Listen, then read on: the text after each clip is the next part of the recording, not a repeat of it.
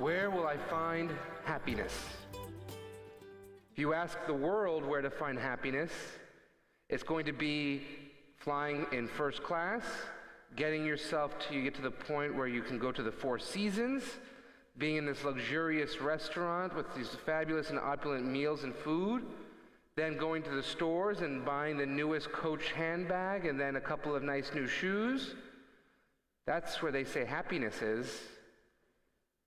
But as you continue to go down that path, say you have an incredible amount of money that you can do it all the time, you'll find that the first class just becomes blah.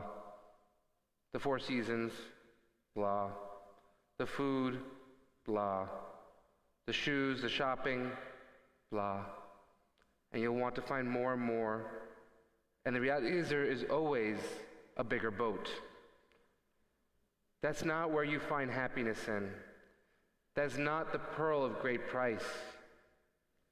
Rather, our happiness lies in Him alone, who is love, in our Lord Jesus Christ. In our parables today, you have the farmer in the field. He's given himself over to just a life of monotony. What can I do?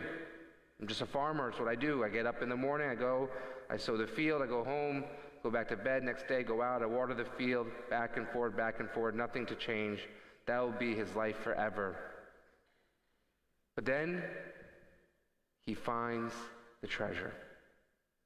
He finds it in the field. He finds it in the day-to-day. Because Jesus Christ is not hiding himself so far away that we need to go to the top of Mount Everest to go find him. He's there in our lives. He's present in our lives. And so if you're taking your day-to-day, look for him. Search for the treasure. Be like the merchant who goes and is searching for that pearl of great worth. Take the time to look for him in your day-to-day. And then once you do find him, be willing to sell it all for him.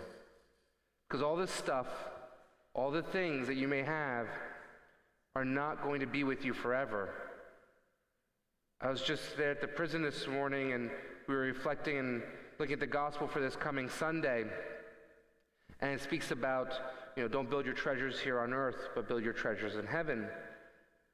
All those men and women who are in the prison, all the stuff they thought could be what defined them, their field, their money, their items, they don't have it anymore. They're over there in the prison. They don't get to have a lot of stuff in the prison. They ask and they beg just for rosary beads so they can have something to kind of hold that could be theirs.